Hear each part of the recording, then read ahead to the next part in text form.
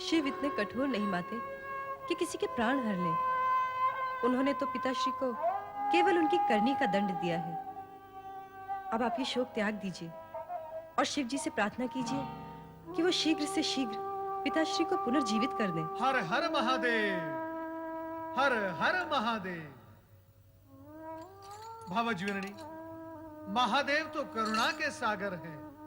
उनकी जो सच्चे मन से प्रार्थना करता है उसे सब इच्छित मिल जाता है। प्रणाम देवर्षि। प्रणाम देवर्षि। देवर जी, उस दिन आपने कहा था आप कभी इस महल में चरण नहीं रखेंगे, किंतु आज आप मुझे सांत्वना देने यहाँ आए हैं अपना प्रण तोड़कर। नारायण नारायण। नारद अपना कर्तव्य कभी नहीं भूलता भावज्वीरणी, चाहे फिर उसके लिए उसे अपना प्राण ही क्यों न तोड़ना पड़े। विश्वास रखो भावज, आपका सुहाग अखंड है और अखंड ही रहेगा। भ्राता दक्ष का धड़ यद्यपि निश्चेष्ट होकर यज्ञ भूमि में पड़ा है, फिर भी उसमें प्राण शेष है। और जैसे ही शिव जी की कृपा होगी, भ्राता दक्ष पुनर्जीवित होकर उठ बैठेंगे।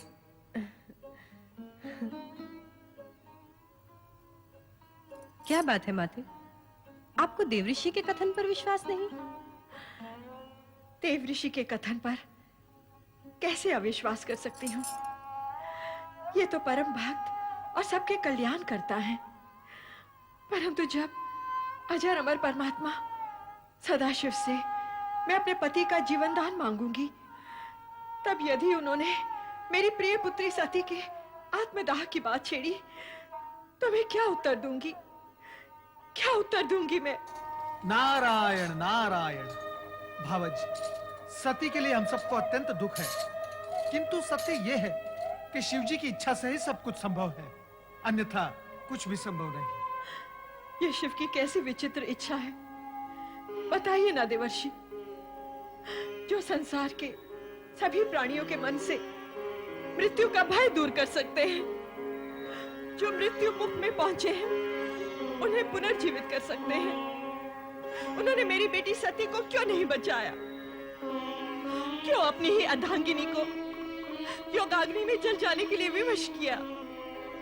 मेरे इन प्रश्नों का उत्तर दीजिए देवर्षि। नारायण नारायण। आप शिव लीला से अपरिचित हैं भावज, इसलिए ऐसी बातें कर रही हैं। सती तो शक्ति का अवतार थी, मृत्यु तो उसे छू भी नहीं सकती थी। तो फिर सती ने अपने प्राणों का त्याग क्यों कर दिया? सामान्य नारी के समान अपनी देह का अंत क्यों कर दिया? रोहिणी, माता शक्ति ने सती के रूप में नारी अवतार धारण किया, नारियों का आदर्श बनने के लिए। सती ने ऐसी नारी का आदर्श प्रस्तुत किया जो अपने पति के प्रति होने वाले किसी भी अन्याय को सहन नहीं कर पाती थी। सती का नाम ही आदर्श पतिव्रता नारी के रूप में हमारी संस्कृति के इतिहास में अमर हो जाएगा। तात, मेरी सती भी शिव की कृपा से पुनर्जीवित हो सकती है? नहीं, सती ने यह आदर्श सामान्य नारी के लिए प्रस्तुत किया है, जो जन्म लेकर अपने पति के लिए प्राण त्याग करती है। अब सती अपने पहले वाले रूप में आपको नहीं प्राप्त होगी। वे अब शक्ति के रूप में अजर अमर हैं। वे न जन्म लेती हैं, न मृत्यु को प्राप्त होती हैं। वे शिव के समान शाश्वत हैं। वे शक्ति के रूप में जगत के कण कण में निवास करती हैं। माते, अब आप सती का शोक त्याग दीजिए। वो अब हमें सती रूप में नहीं, शक्ति रूप में दर्शन देंगी। क्यों देवऋषि? हाँ रोहिणी, ये सब शिव लीलाएं हैं जो हमें दिखाई दे रही हैं। शिव लीलाओं का रहस्य आज तक कोई समझ नहीं पाया, और जब तक शिव जी की इच्छा है तब तक ऐसी विचित्र लीलाएं करके वे संसार वासियों को चकित करते रहेंगे। भावज्वीरणी, मेरी ये इच्छा है कि कैलाश जाकर आप भी ये शिव लीलाएं देखें और देवादिदेव महादेव के चरणों में अपना शीश नमाकर प्रार्थना करें। तब देखना शिव जी की दया का चमत्कार। भ्राता दक्ष अवश्य जीवित होंगे। हाँ, जीवित होंगे।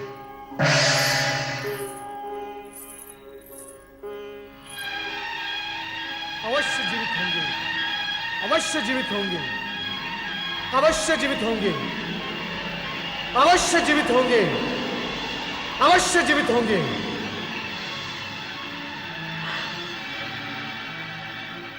मैं भोलेनाथ की शरण में कैलाश जाऊंगी।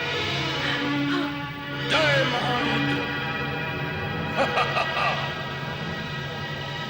है महाबलयंकर, आपकी आज्ञा के अनुसार दुष्ट दक्ष का अंत कर दिया और उसके सर को काटकर यज्ञ कुंड में स्वाहा कर दिया। वीरभद्र, तुम मेरी आज्ञा का पालन कर धन्यवाद के पात्र हो गए हो। सभी गणों में सर्वश्रेष्ठ हो, यशस्वी भवा। जय महारुद्र।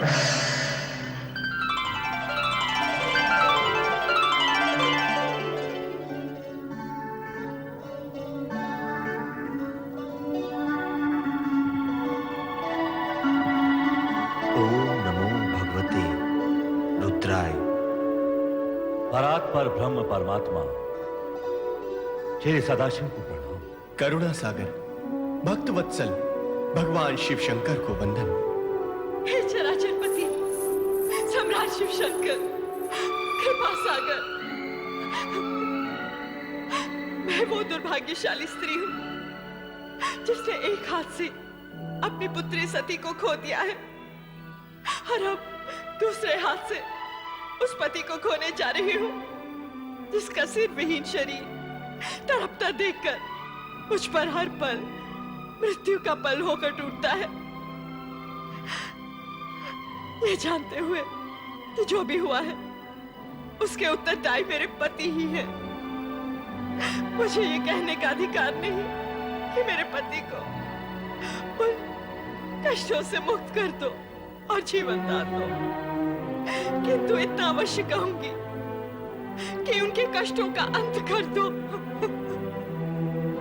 उनके कष्टों का अंत कर दो। उनके कष्टों का अंत कर दो। उनके कष्टों का अंत कर दो। उनके कष्टों का अंत कर दो। उनके कष्टों का अंत। हे सदाशिव, कष्ट का अंत आप कैसे करेंगे ये तो आप ही को ज्ञात होगा, किंतु मैं आपसे ये प्रार्थना अवश्य करूंगा कि दक्ष को जीवनदान मिले और अपूर्ण यज्ञ संपूर्ण हो सके।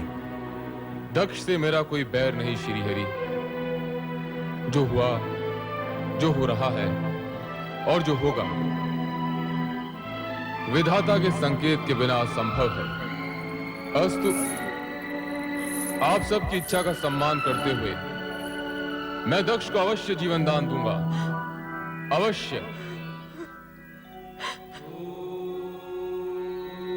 पति की मृत्यु से पीड़ित और आहत वीरणी पत्नी की मृत्यु से पीड़ित और आहत शिव की शरण में आकर अपने सुहाग की याचना करती है। लोक कल्याणकारी शिव उसे अभयदान देते हैं और वीरणी के सुहाग की रक्षा हेतु यज्ञशाला में पहुंचते हैं। स्वामी, स्वामी, स्वामी, स्वामी कहाँ तुम? स्वामी,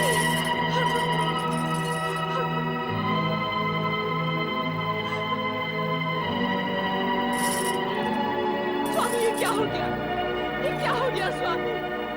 स्वामी,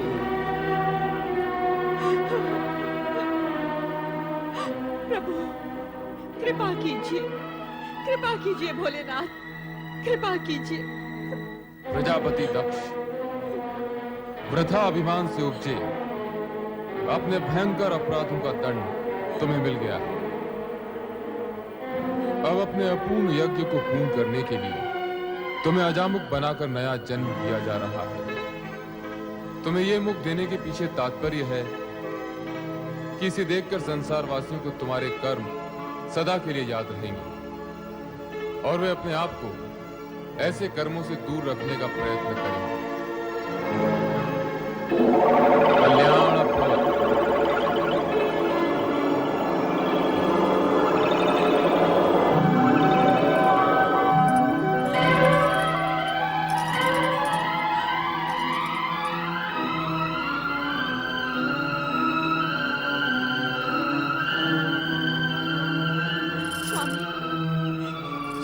को जीवन दान मिल गया। मेरा जीवन धन्य हो गया।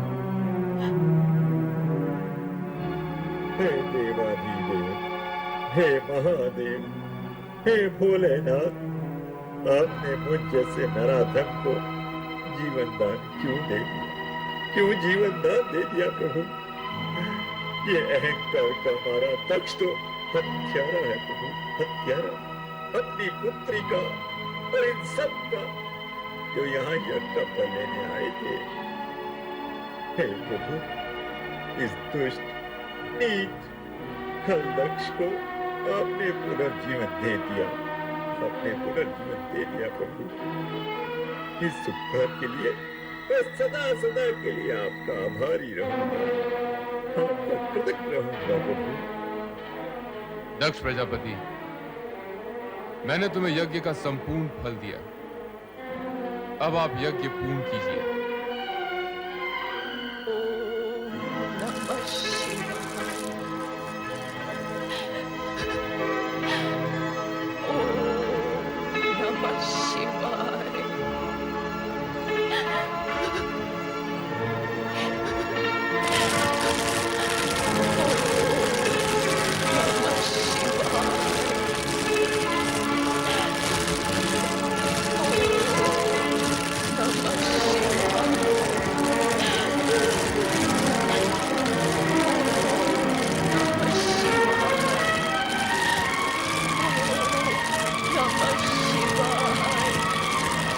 सती,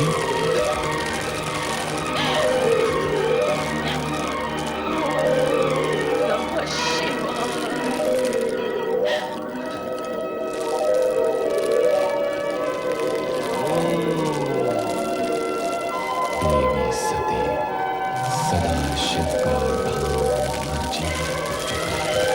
तुमको भगवान शिव शंकर सत्य को स्वीकार करने की सभी को पूर्ण विश्वास दिलाए कि माता सती स्त्री से मुक्त हो चुकी है। अब जो विशेष रह गया वो है उनके होने का भ्रम, मात्र भ्रम। सती, सती, सती, सती, मैं तुम्हें इतनी देर से पुकार रहा हूं, फिर भी तुम मौन क्यों हो? मेरी पुकार को नकार क्यों रही हो प्रिय? तुम्हें तो तुम्हारा ये पति अत्यधिक प्रिय है ना? तुम्हारा आराध्य, इष्ट सभी कुछ है ना? मेरे नेत्र के इंगत मात्र से तुम मेरे हृदय की भाषा समझ लेती हो, किंतु आज ऐसे मीठे स्वप्नों में खोई हुई हो कि मेरा आर्तनाद भी तुम्हें सुनाई नहीं दे रहा। हंस रही हो तुम? इतनी महान भूल करने के बाद भी हंस रही हो? तुम्हें कितना समझाया, वर्जना भी दी कि बिना आमंत्रण कहीं जाना अशोभनीय और असम्मानजनक होता है, विशेष रूप से वहां जहां तुम्हारे पति के विरोधी हों, उन्हें अपमानित करने का अवसर खोजते रहते हो। किंतु तुम्हारा क्रियाहट मेरी बात पर भारी पड़ गया। तुम दक्ष यज्ञ में चली गई और स्वामी, आश्चर्यचकित न हुई स्वामी। मैं सती पुनः वही पहुंच चुकी हूं जो मेरा स्थायी आसन है, आपका हृदय। हाँ स्वामी, मैं आपको वहीं से पुकार रही हूँ। पुकार रही हूं, किंतु अपने नेत्र क्यों नहीं खोलती प्रिय? तुम्हारे कमल समान ये नेत्र, जिनमें न जाने कितनी बार मैंने स्वयं को देखा है। सती, चेतन हो जाओ, अपने पूर्ण रूप में मेरे सामने आओ प्रिय। स्वामी, आप अपना ही वचन स्मरण कीजिए और मन की आंखें खोल कर देखिए।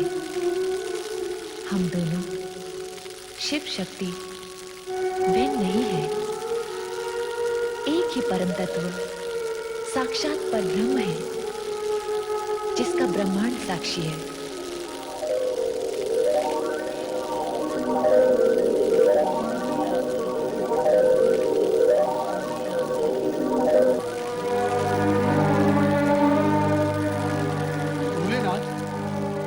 भोलेनाथ, नारद का प्रणाम स्वीकार हो।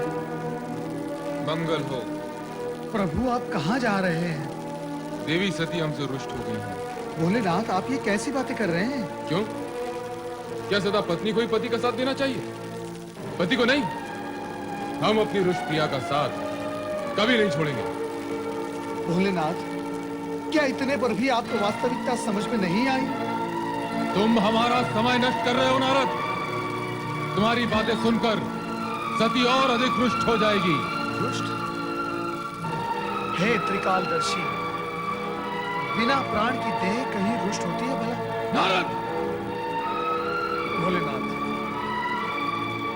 भोलेनाथ, मुझ पर क्रोधित होने से सत्य झुटलाया नहीं जा सकता। और सत्य यह है कि आप जिसे प्रिया का रुझान समझ रहे हैं, वो आपका मात्र भ्रम है। भ्रम। प्रभु देह बोलती नहीं, भ्रम बोलता है। तुम ये कहना चाहते हो कि सती, हमारी सती मात्र देह है? मात्र देह? खेद की बात यही है प्रभु कि आप जिसे देवी सती समझ रहे हैं, वो मात्र निर्जीव देह है। नारद! मैं तुम्हें भस्म कर दूंगा। सती शक्ति है, शक्ति अमर है, शक्ति जगत माता है, और तुम जगत माता को निर्जीव और देह कहकर अपमानित कर रहे हो। प्रभु, आज आप ये क्या कह रहे हैं? आप सामान्य मनुष्य की भांति भावुकता में डूबे जा रहे हैं। एक शब्द नहीं, आगे एक भी शब्द नहीं। यदि अब तूने कुछ भी अनर्गल कहा तो तू मेरे क्रोध से बच नहीं पाएगा। दूर हो जा, दूर हो जा मेरी दृष्टि से, दूर हो जा।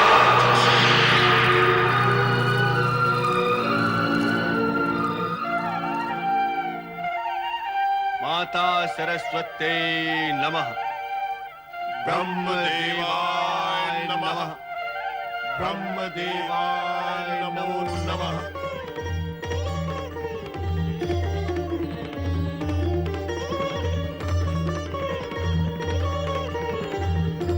देवराज इंद्र एवं समस्त देवताओं का ब्रह्मलोक में स्वागत है। कहिए, कैसे आना हुआ? परमपिता, देवी सती के आत्मदाह के पश्चात श्री शिव शंकर उनका शव लेकर विक्षिप्त से यहाँ वहां विचरण कर रहे हैं। उनका क्रोध में रूप देखकर ऐसा लगता है कि कहीं उनका ये भाव इस सृष्टि का संहारक न बन जाए। और कहीं ऐसा हुआ तो आपकी रचना देखते ही देखते अस्तित्वहीन हो जाएगी। रक्षा कीजिए, सृष्टि की रक्षा कीजिए परमपिता, अन्यथा सृष्टि को नष्ट होने में कुछ ही क्षण शेष रह गए हैं।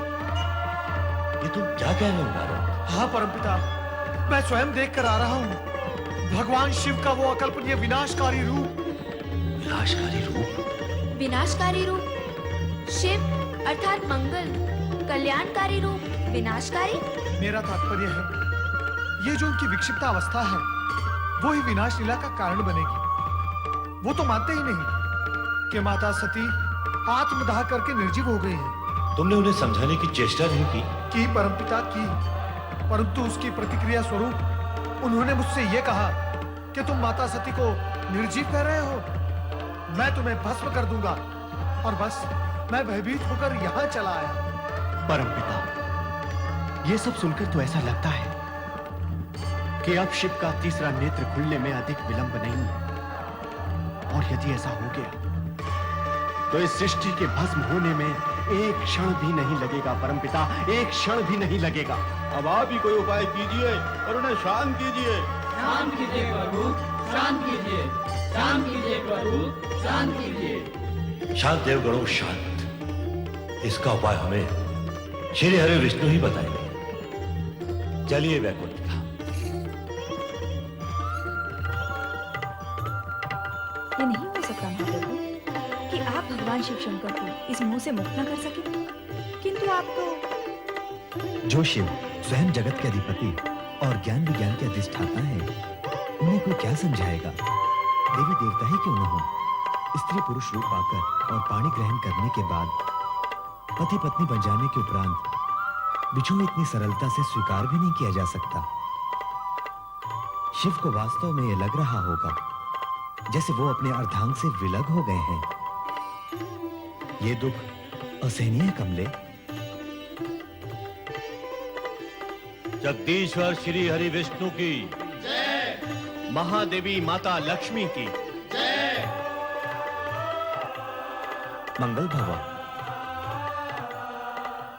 ब्रह्मदेव, आप सभी देवता चिंतित दिखाई दे रहे हैं। आपको तो भली भांति ज्ञात है कि चिंता का विषय क्या है। हाँ, तो क्या सोचा आपने? सोचा तो कुछ भी नहीं, किंतु चिंतित हूं।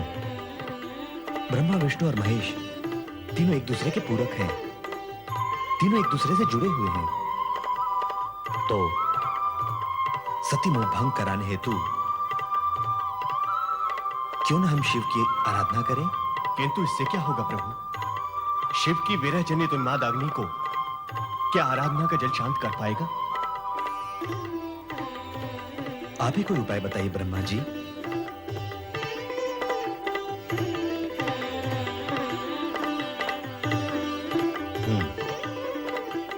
बहुत सोचने के पश्चात एक उपाय मन में आया तुम्हें।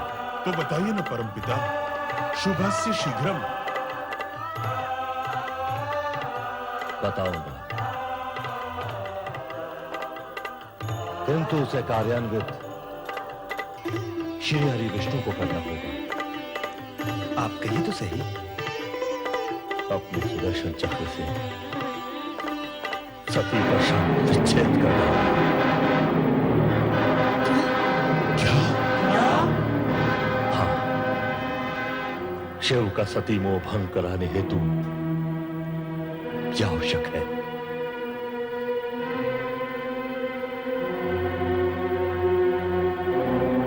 ब्रह्मदेव, मैं आपकी आज्ञा का पालन करने को तत्पर हूं, परंतु कुछ समय के पश्चात। जैसी आपकी इच्छा, किंतु ध्यान रहे कि समय की अवधि इतनी अधिक न हो जाए कि अनर्थ का रूप ले ले।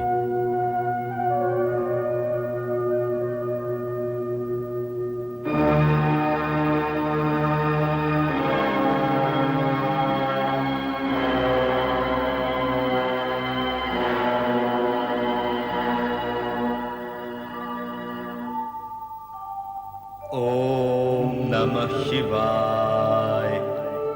ओम नमः शिवाय। ओम नमः शिवाय।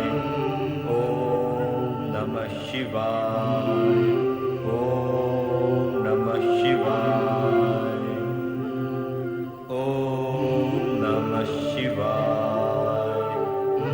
ओम नमः शिवाय।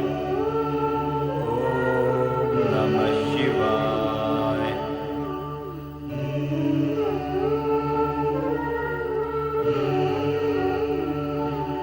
हे सर्वशक्तिमान महेश्वर सदाशिव जी, संपूर्ण संसार आपकी लीला से स्तब्ध और चकित है। देवता आदि और आपकी कामना के वाहक स्वयं ब्रह्मा जी और मैं किंग कर्तव्य विमूढ़ हैं। किसी की भी समझ में नहीं आ रहा है कि क्या किया जाए। और ब्रह्मा जी ने जो मुझे उपाय बताया है, उसका ध्यान करते ही मन कांप उठता है। मैं जानता हूं कि मुझे जो करने के लिए कहा गया है वो सब आपको ज्ञात है। अब आप स्वयं ही मेरा मार्गदर्शन करें प्रभु, और मुझे बताएं कि मुझे क्या करना है। ओम नमः शिवाय। ओम नमः शिवाय। ओम नमः शिवाय। ओम नमः शिवाय।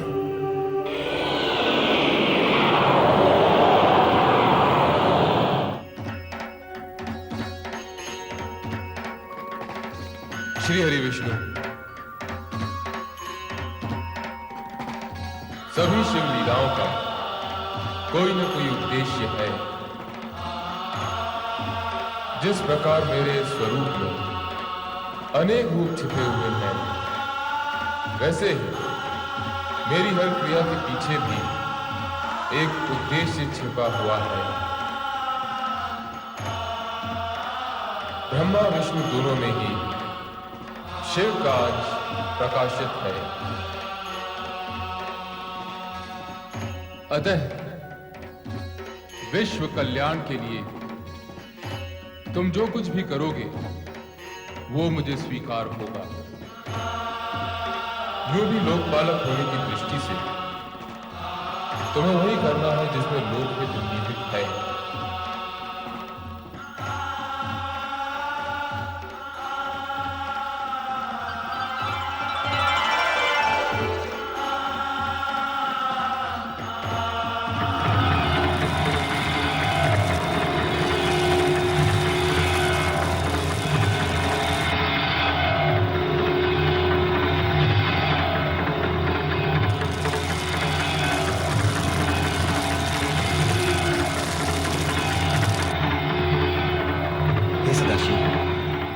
आपसे अनुमति तो ले ही ली है, परंतु एक निवेदन भी करता हूं कि इस सुदर्शन चक्र से देवी सती का शव विच्छेद मात्र सृष्टि समृष्टि की रक्षा करने हेतु ही कर रहा हूं, और समृष्टि की रक्षा दूसरे शब्दों में आपकी लीला को नया मोड़ देने का बहाना भी बनेगी।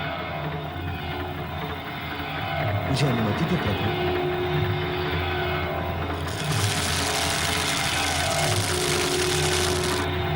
अंत में श्री हरि विष्णु ने सुदर्शन चक्र चलाया, जिसने शिव तत्पश्चात सती के चरण स्पर्श किए।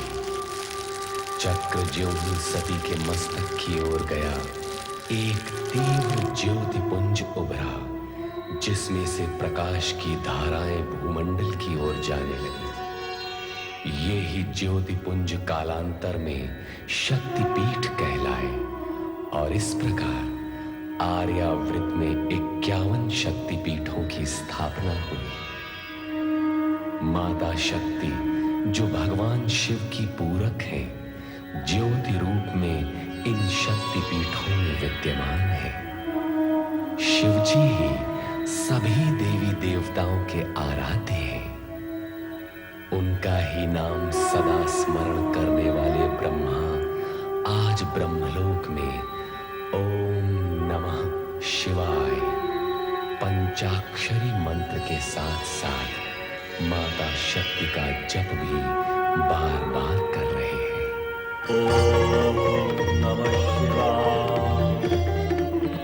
ओम ऐं ह्रीं क्लीं चामुण्डायै विद्महे। ओम नमः शिवाय। ओम ऐं ह्रीं क्लीं चामुण्डायै विद्महे। प्रणाम परमपिता ब्रह्मा। परम पिता को देवराजेंद्र और समस्त देवताओं का प्रणाम स्वीकार। पधारी देवराज, देवर्षि और देवता गणों। नारायण नारायण। हम आश्चर्यचकित हो रहे हैं परमपिता। किस बात पर आश्चर्यचकित हो रहा है?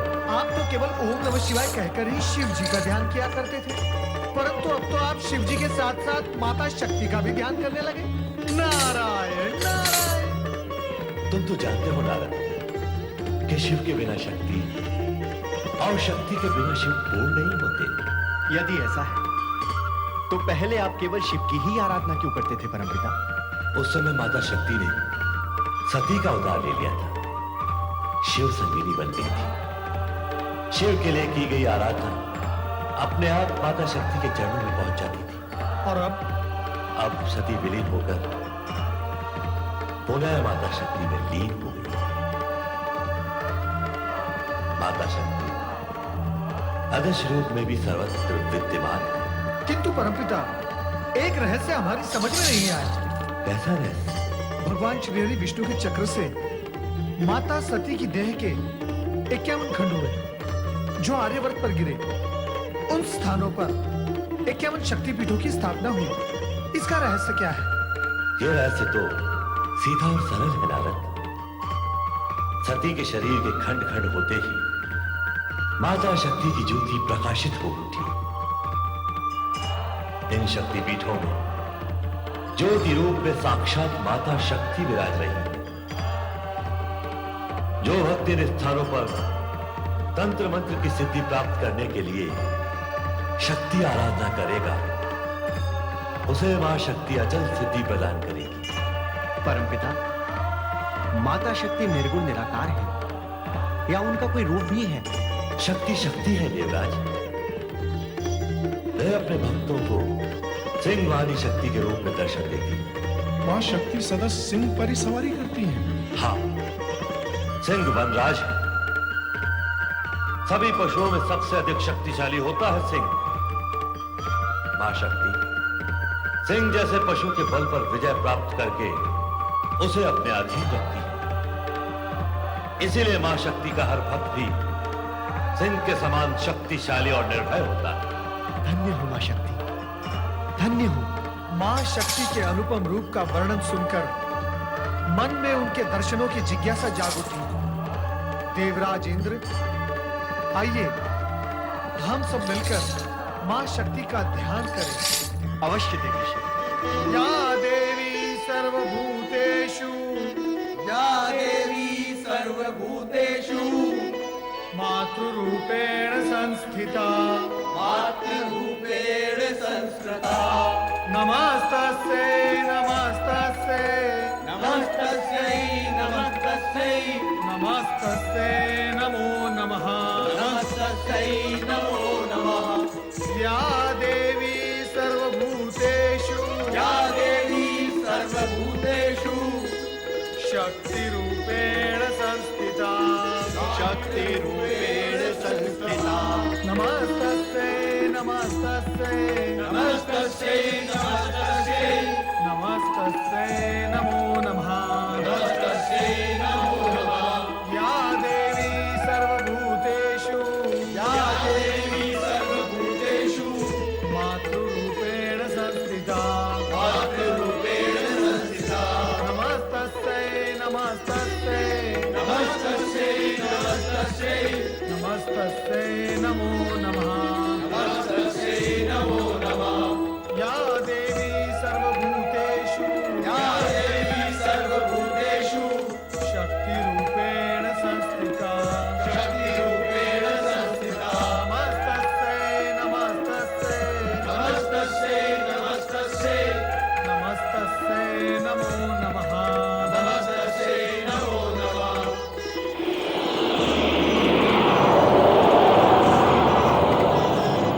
हे जगज्जननी, हे महाशक्ति, हम सब आपके दर्शन के लिए अत्यंत अधीर हैं। हमें दर्शन दो माँ, माँ हमें दर्शन दो।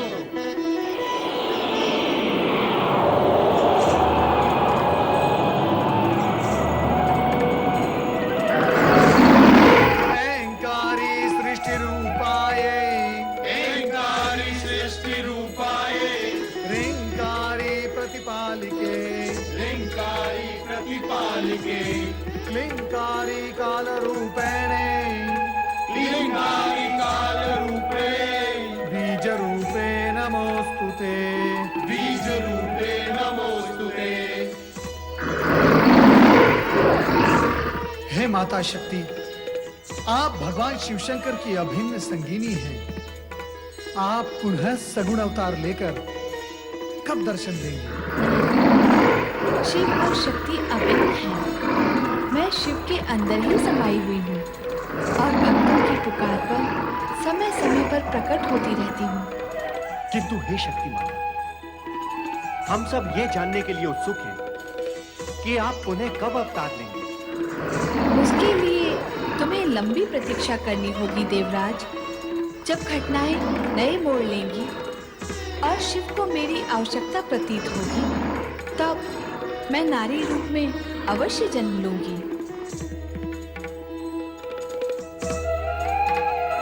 तुम्हारा कल्याण हो।